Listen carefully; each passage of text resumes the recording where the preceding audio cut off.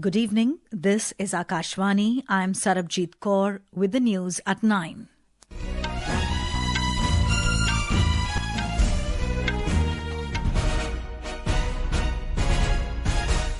The headlines. Prime Minister Narendra Modi says India is eager for progress and determined to become self-reliant. Delivers Sixth Ramnath Goenka Lecture in national capital. Ousted Bangladesh Prime Minister Sheikh Hasina sentenced to death in absentia for alleged crimes against humanity during last year's student-led protests. Hasina calls verdict rigged and politically motivated. On the ruling, India says it remains committed to best interests of people of Bangladesh.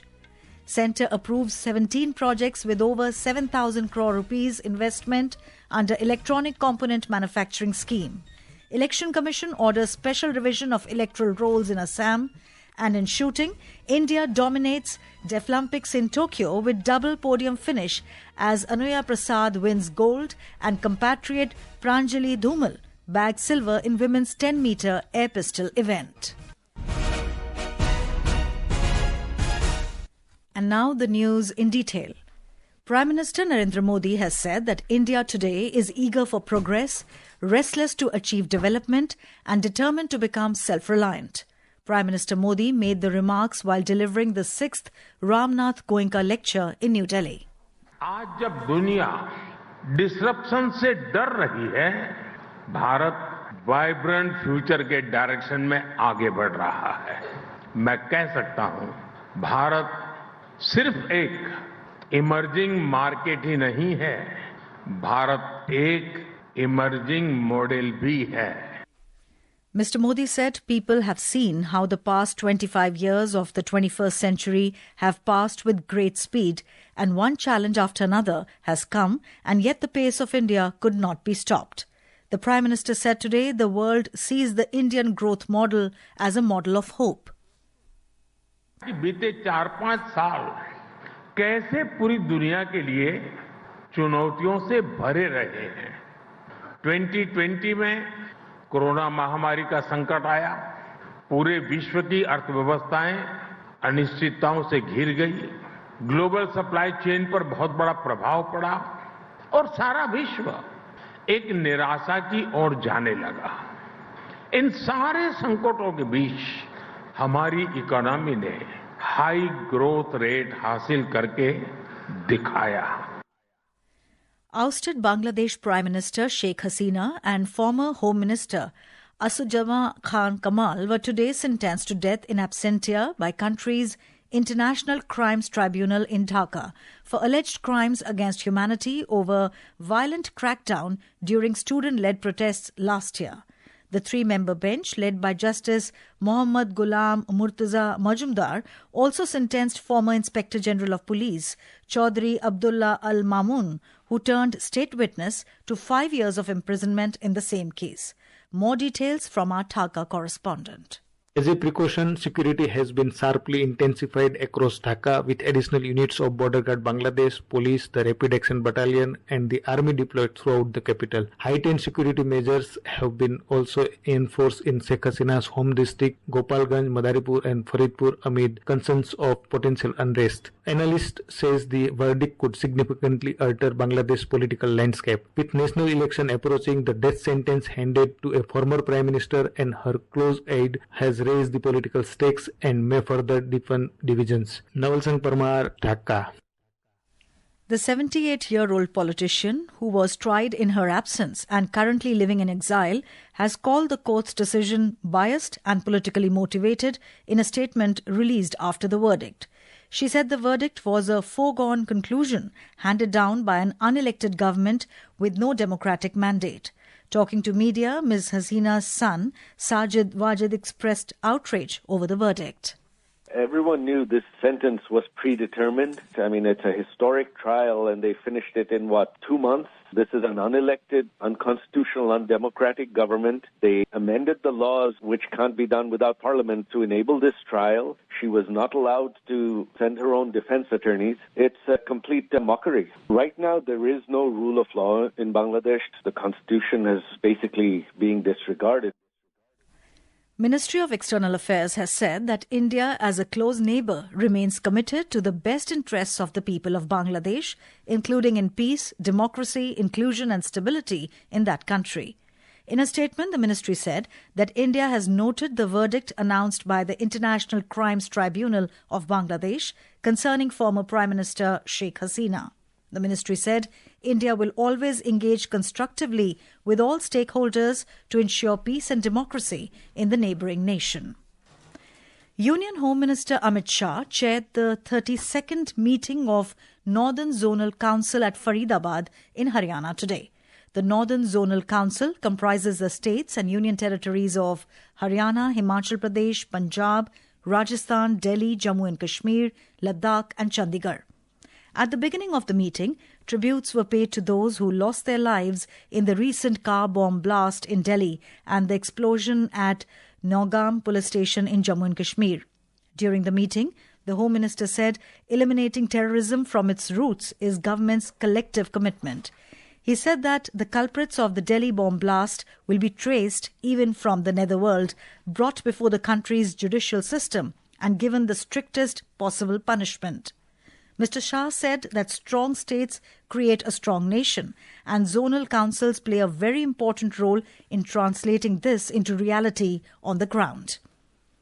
The National Investigation Agency, NIA, has arrested another key associate of the terrorist involved in the Red Fort area car blast case. Jasir Bilal Wani, a Kashmiri resident, was arrested from Srinagar. According to the agency, Wani allegedly provided technical support for carrying out the terror attack, which claimed 10 innocent lives and left around 25 injured. The NIA revealed that Wani modified drones and attempted to make rockets ahead of the blast. It added that Wani is an active co-conspirator of the attack and worked closely with terrorist Omar Nabi to plan the terror carnage.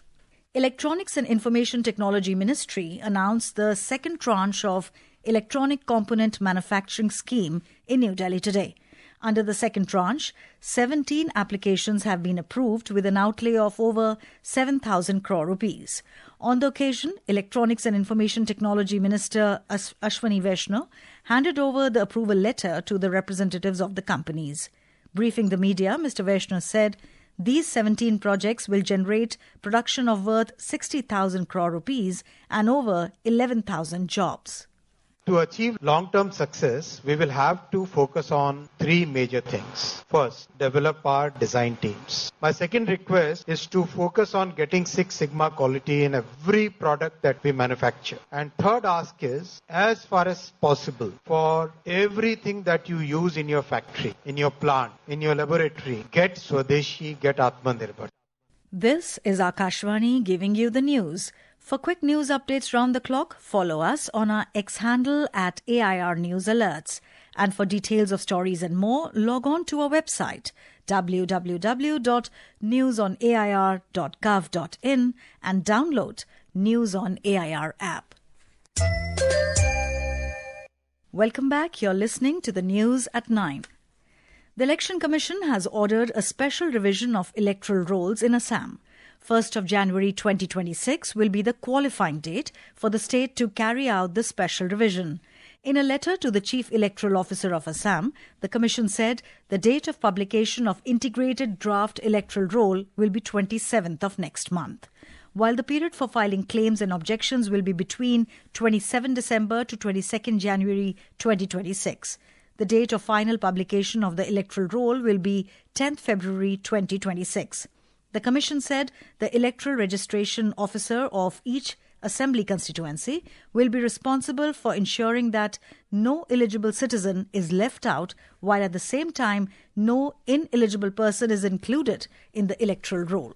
In Bihar, the BJP Legislative Party will meet tomorrow at the state headquarters in Patna, where the newly elected 89 MLAs will choose their new leader.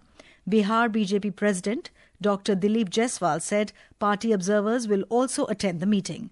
The ruling National Democratic Alliance NDA secured a thumping majority in the Bihar Assembly polls, winning 202 seats in the 243-member House.